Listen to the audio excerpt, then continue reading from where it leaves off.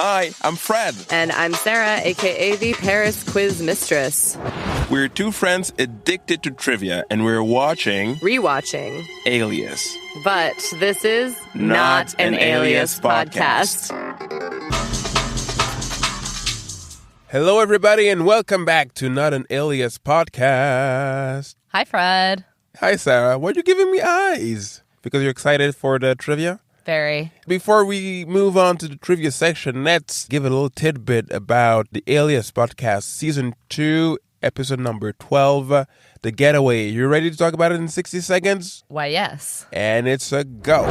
So the SD6 is after Jack. Sydney and Vaughn get into a fight. They go to retrieve a gyroscope in Nice. We get more information on the neck chip that Sloan got from the Alliance. Jack and Irina have a little brainstorm session. Weiss is back. Sydney has a great punky look. Then Sydney and Vaughn go on a dinner date after their fight. And then that was a dumb idea because they get caught.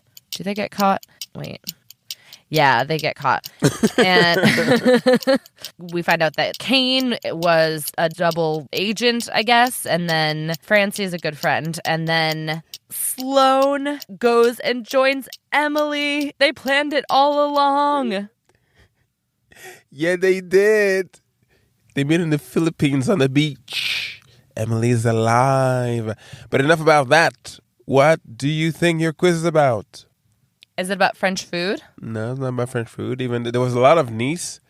Well, quote-unquote Nice. I found the theme of this episode in what will be the fumes of the last narrative threads, which is when Marshall comes back to SD6 and he offers gifts to the team. Do you remember what he offers Sydney? He gets her a very, very big bouquet of roses. Twist, that's not the theme. Do you know what he offered Dixon? Cologne. Yes, he offered cologne. And that inspired me to write a little quiz about things named after cities. Okay. So, just to clarify before I start the quiz, in the same fashion as cologne, it's only going to be cities, for which I invented the word polinyms. A toponym is a place, but I was like, polis is city, so polinyms. So names after cities. And it's going to be one word each time, the same way cologne. So no Epsom salts. Okay. You know. Excellent. Here you go for your polonyms, the quiz. I love inventing words. Ooh. Question 1. Which type of location associated with high-end relaxation and natural health treatments, and also a classic crossword answer, takes its name from a Belgian city that has been famous for its services since the ancient Greek times? So I was going to say Talasso, but you don't find that on a crossword very often, so I must say Spa. Yes, the answer is Spa, the Belgian city of Spa, which has been a spa town for a while, apparently. Like thousands of years they've known. Question 2. Which word, used to designate a certain type of formal dinnerware, comes from a small city in the state of New York, where the style became fashionable among the members of a social club after a friend of the Prince of Wales introduced it in the late 19th century? So dinnerware like clothing or dinnerware like plates and Clothing. stuff? Okay. Oh, I feel like I should know this. Is it somewhere in the Hamptons? No, it's not by the sea. It's like south but west of New York. I don't know if the place itself is famous in any fashion. Like, the word itself is more famous than the place. Can I get a hint? Technically, it's semi-formal dinnerware, which I don't know if that helps. And that name is mostly used in the US, and it's not a universal term. Think something you would wear for like a fancy event. I don't know. Waistcoat New York. It's a very specific term that is sometimes shortened, more associated with male fashion. Cummerbund? No, but you're getting close. It's like you would wear the thing with the cummerbund, yes. I'm really not sure. The more generic term for it is black tie. It's a Tuxedo. Oh, Tuxedo, New York. Tuxedo, New York.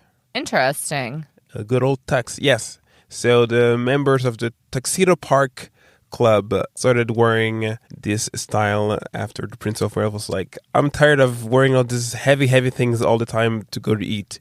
So give me something lighter. Interesting. Did not know that was a polynym. Question 3. French chemist François-Emmanuel Vergin named a dye he invented after a battle won by the French army in 1859 near an Italian city. This dye then gave its name to which color, which is today part of a common process used in printing? Oh, so I think this must be magenta. Yay! This is magenta indeed. So originally magenta in Italy, there was a battle of magenta between the French and the Austrian army with Napoleon III, and then the dye was named magenta and then the color. Okay, very interesting. Yeah, I vaguely knew this must be something just because it's a metro stop. Yeah, exactly. And a main street, and they don't just name those after colors usually. Yeah, a boulevard and also a bus stop not too far from our studio. There you go. There you go. I guess it was because France won. Yeah, exactly. Yeah, so name the things after the place that we beat. Anyways. There's no Waterloo Station in Paris. No. Nope. Question 4. Which variety of brandy, whose main ingredient is a variety of grape called Ugni Blanc, is produced in a region of France covering most of the departments of Charente and Charente-Maritime, where its eponym city is located? So, could this possibly be cognac? Yes, it is. It is cognac, the brandy l'eau de vie in French. And yes, cognac is in that region, central, and then the rest of the region expands around cognac in those departments, not too far from the Atlantic Ocean. Question 5. The second largest city in the Indian state of Rajasthan gave its name to which type of trousers made loose and full above the knees and tight from the knees to the ankles that are worn primarily for horse riding? This is Jodhpur. Woo! Do you know it from geography or pants? Pants. Okay, yeah, it's Jodhpurs, originating from the type of wear worn by Indian riders in that region. And yes, now it's a generic term for horse riding pants. Well done. This is the end of your quiz. That was delightful. Very well done. Well sorted. Now, let's move into the next section of our little episode, which is about the actual episode. What are your thoughts about the getaway? Oh, what's the getaway? Sloan. Oh yeah, did it again with the last thing in the episode being the title. Yeah, so I was turning this over in my head because I was just like, okay, if he wanted to fake Emily's death and then, you know, turn off his little device and go join her, what is the big, like, charade with the wine and the blackmail and the mysterious phone calls? And then I realized the $100 million. Oh, yeah. Because he got the alliance to pay the blackmailer, which was him. Oh, yeah. Yeah. No, he got the money for sure because mom and dad say, isn't it weird that he sort of found the only person that would have a motive to blackmail him, which was Kane. R.I.P. Kane, by the way. It's because she was doing the nasty with Jean Briot, right? She was doing the agreeable. Yeah, it was unclear, but it was implied. Yeah. So she just got set up. She wasn't actually doing anything. No. That's why mom and dad are like, probably something is fishy with that. But then the things that happened in the show were for us, the viewers, not for the show itself, which, you know, when you think about it, it's weird. Usually with red herrings, you would have another character witnessing that. You mentioned a glass of wine. You would have someone else seeing that, being like, oh yeah, there was a glass of wine in his bathroom. He just put it there. Like in real life, he just put a glass and then was scared by it. Oh. As if he knows he has an audience, which, why not? I mean, good to see Emily back with one less finger, though. That was real. She did cut her finger off. Because we needed real DNA. Yeah, I'm also just like, why are you going to kill that guy that did this like really, really fancy tech for you? Because fancy tech needs maintenance. Yeah, I thought the same. You're going to need customer service at one point. Oh my God. You're going so far from, the guy who did this. Now you're killing him. It's so bad. Maybe you just want to keep the 10 million that you paid him. It's like, I'm going to need those. Yeah. Well, he can't have anyone who knows what he did. So congratulations to the Sloans for reconnecting. Did you see that coming? Nope.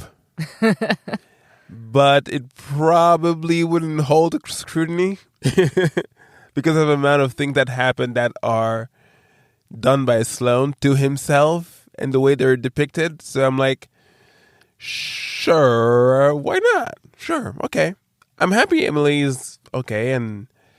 that Sloan isn't as bad. No one is as bad as it seems they are. So it does affect the show in the sense that you don't really have a villain anymore because everybody is like so nice or in redemption.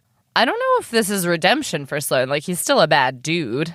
Yeah, but like this thing that cemented his badness was killing his wife. And that just... I suppose. Oh, yeah. Okay. So okay. Like there was a build-up and now... crescendo to, and he killed his wife. But it was like, he's as bad as it was when this started, which, Before the wife murder. Yeah. Like Dad said at one point, someone with an acute hatred of Sloan, which I guess is everyone, so he's a bad guy. But in the context of this show, it's like, he's as bad as any other dude you meet. He's more complex, I guess, now. Oh, yeah, definitely. You see that he's not going to kill his wife, which is a good thing for him and gave us some fun opera ghost plot thing going on. So I'm all for that. Yeah, the garden, the roses. Yeah, exactly. Sure. R.I.P. Faye Dunaway. Good arc. Excellent arc. It's just too bad she was also compromised because... I mean, that's one way to get rid of her, to be like, and she also has a secret. I'm like, she was a good foil to everybody, but, she needed to be out of the show somehow. So they were like, hey, she had sex with Brio. Okay, get her out of here, Faye Dunaway. Thank you. Do you want to talk about Nice? The dumbest idea ever? What? The dinner? Oh. Having dinner? Yeah, it was, they're googly-eyed. They're not children, though. First of all, Vice only comes back to be like, oh, I almost died. You should definitely tell that girl how you feel. That's all he does in this show. He comes back to say you should date her, and then later to explain why you shouldn't do the reasonable thing of not working with her anymore. He's like, no. And the character even says, what a spin. I'm like... Are you commenting on the fact that you made your character comment on the fact that this was a good idea to start working with Sydney? But why not? I really appreciated her punk rock character, the Brooklyn accent, the purple hair, all the metal studs, everything. I really like it when she does these aliases. I wonder if she's been this, I don't know, loud in terms of style since episode 1 and the Amy hair. Like, that was strong.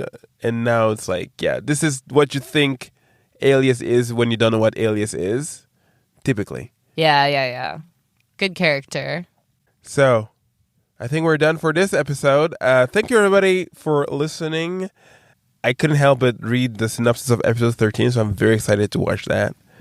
And I think it's going to be very, very full of intrigue again. So see you next time for that one. Bye, everybody. So long. Thanks for listening to Not an Alias Podcast, produced by Celia Brondeau with original music by Mad98. If you love what we do, leave us a tip. The link to the tip jar is in the description. And you can follow all things trivia at Paris Quiz Mistress. And all things Fred at Fred Me Up. Until next time. Stay nerdy and keep quizzing.